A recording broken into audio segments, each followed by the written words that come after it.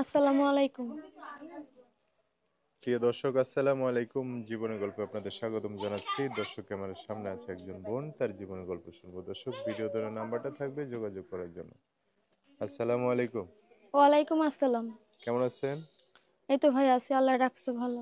ভালো আছেন? হ্যাঁ। নাম কি? মায়া। মায়া। হুম। আহ, পরিবার আছে কে কে মায়া? আমার পরিবারে ভাই, আমার ছোট একটা ভাই আর আমি। ছোট ভাই আর আপনি? হ্যাঁ। বাবা কোথায়? আমার বাবা ভাই আর নতুন একটা বিয়া করছে, আমার সৎ মা আর আমার বাবা মিলে আমার তাড়ায় দিছে ভাই। হ্যাঁ হ্যাঁ, কই কি তারাই দিছে গা?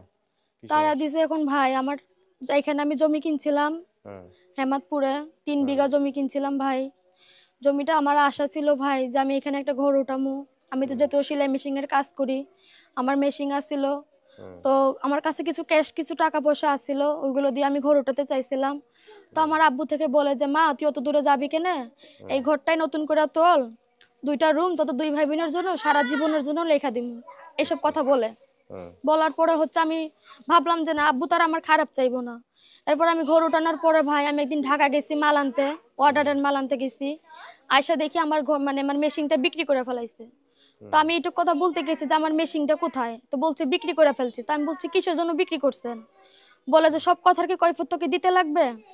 এই হুম। কথাই মনে করেন আমাদের 2 ভাই বোনের ঘর থেকে বাইর করে দিছে।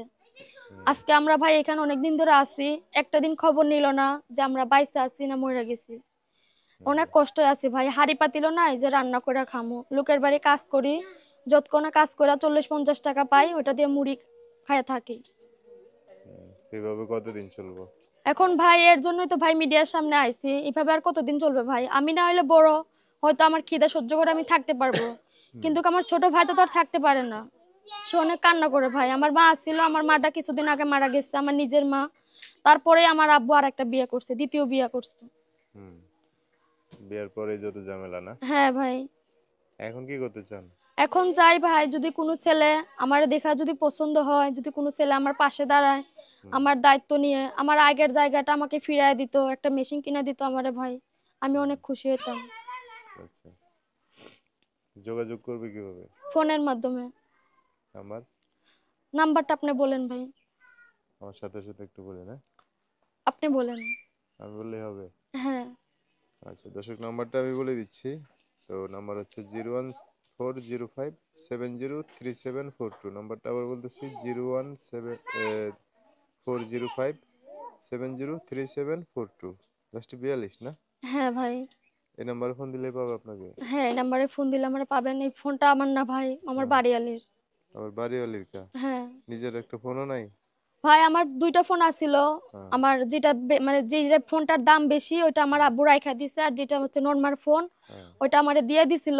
ওইটা হ্যাঁ। কিছুদিন আগে বিক্রি কইরা, ওই ভাইয়ের অসুখ হয়েছিল এর জন্য ওষুধপত্র নিয়ে আইছে, ওটা বিক্রি কইরা। হ্যাঁ। তা এখন আর কিছু এনে বেচা বিক্রি করার মতো না? আর কিছুই নাই ভাই, হাড়ি পাতিলও নাই যে আমরা রান্না করে খামু। হ্যাঁ, কই কি? ভাইটারে মাদ্রাসায় ভর্তি করতে চাইছিলাম ভাই, পারতাছি না। হ্যাঁ। আমি চাই ভাই আমার ভাইটারে মানুষের মতো মানুষ করতে, আমি 5 ওয়াক্ত নামাজ পড়ি, পর্দা করি।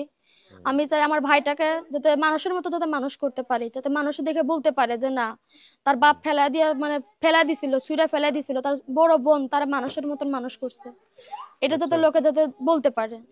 দেখেন এখন ভবিষ্যতে কি হয়, পাশে যদি একটা মানুষ দাঁড়ায় আমার ভালো ভালো। পাশে ভাই যদি একটা বয়স্ক লোকও যদি দাঁড়ায়, হুম। তাতে আমার কোনো আপত্তি নাই।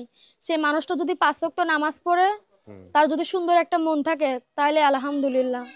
আর ঠিক কিছুর আছে। প্রয়োজন নাই, বয়সও লাগবে না, চেহারা দরকার নাই। চেহারা আচ্ছা, দিয়ে কি ঠিক আছে। করবো ভাই? ঠিক আছে, ওকে। সো দর্শক, আজকের ভিডিও পর্যন্তই। দেখা হবে নতুন কোনো ভিডিওতে। সবাই ভালো থাকবেন, সুস্থ থাকবেন, সুন্দর থাকবেন। আল্লাহ হাফেজ। আসসালামু আলাইকুম।